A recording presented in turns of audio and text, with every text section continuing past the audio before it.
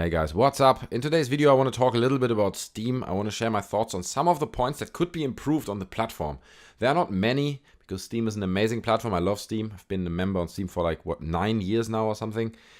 I love it. It's cheap. It gives you fast downloads. For me personally, it single-handedly ended gaming piracy. I haven't pirated a single game since I've been on Steam, just because they are so cheap. They got regular sales and they treat you fair as a customer. Which part of that is that they don't have monthly fees.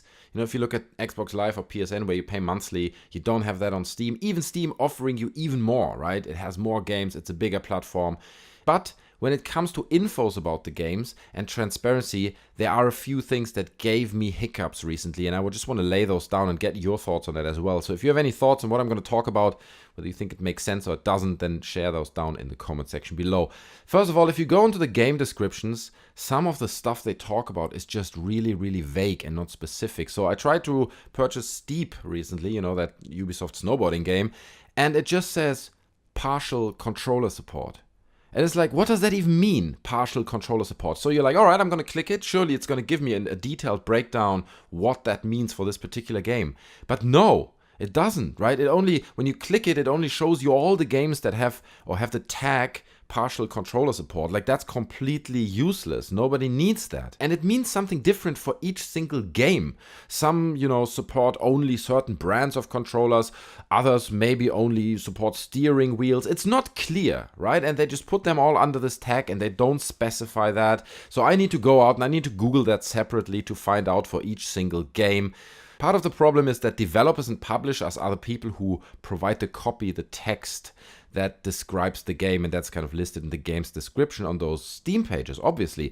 And they never give you the infos you need because quite often they're negative. If it says partial controller support, that means it doesn't support all controllers, and that means it's a negative, right? You can't talk about, it doesn't support the Xbox One controller, but it does support it. You don't want to talk about that in your description, so it has to be a lot positive. So that sucks, right? Because that is something that falls back on the consumer, and it happened to me in the past where I bought games and it didn't deliver what it promised. Another example is the co-op tag. Now they differentiate it a bit. They speak about local co-op, online co-op, or just co-op. But what that co-op feature is never really specified. And if you're lucky, it's specified in the game's description.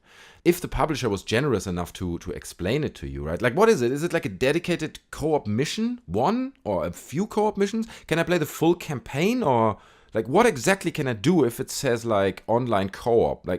It's just not transparent, it's not clear, it makes no sense, and I want them to work on that. I think publishers have to be forced by Steam to very clearly specify those elements in the product descriptions, because mostly they don't, and I've bought games in the past that didn't function as promised. One example, and I made a video about that as well, is NBA 2K 2016. It promised multiplayer, but the only multiplayer you get is a really cheap and crappy console-based auto matchmaking system that didn't even allow you to create lobbies with your friends. So you can't say, hey, me and my friend want to play one-on-one on a court. It's not possible.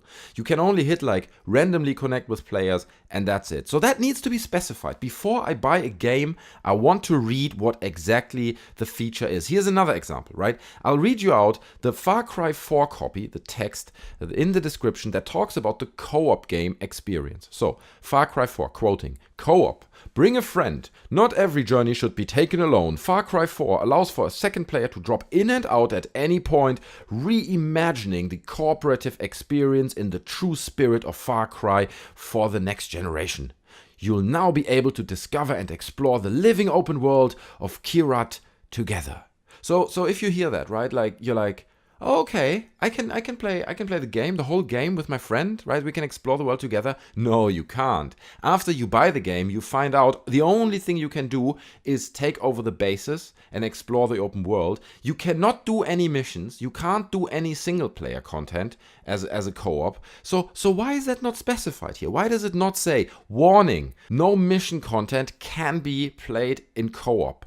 It should be forced or enforced by Steam that they have to specify these things. Because I just don't want to do research before I buy a game and I need to Google and like, oh, what's the exact co-op feature? What is it? Like, Steam needs to get that stuff sorted, right? It's really annoying. Another thing I encountered recently, it's a small thing, but it also falls into the category of transparency. So in the recent Steam sale, I bought a Steam Link. As you can see, I have this unboxing video on my channel. But what they did is they offered Steam Link for £2. And I was like, wow, that is incredibly cheap, right? Let's click that. Let's buy Steam Link for £2. You can't go wrong with that, really. And then as you check out, in the very last step of the checkout, they charge you £7.50 for shipping.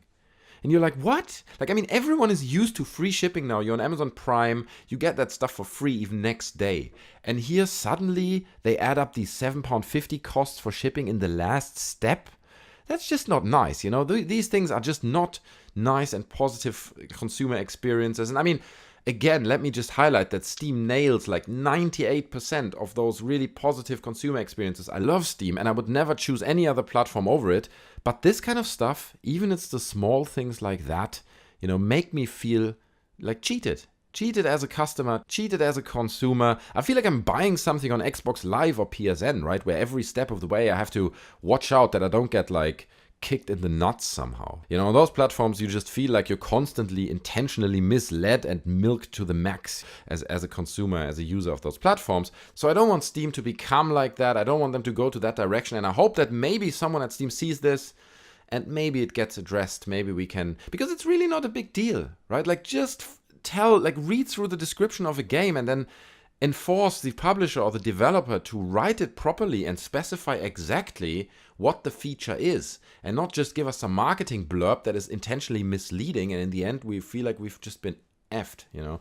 Anyway, guys, these are my thoughts. There's not much more. Do you have any other aspect that you might want to criticize on Steam, or is there literally nothing? Then leave that down in the comment section below. I'm sure there are a million other small things that I could list, but those were kind of my major points. I hope you enjoyed the video. Leave a like if you did. That would be much appreciated. You can subscribe. You can hit the bell button, you know, whatever people do on these platforms these days. Anyway, guys, I hope you enjoyed it. Take care. I see you next time. I'm out. Bye.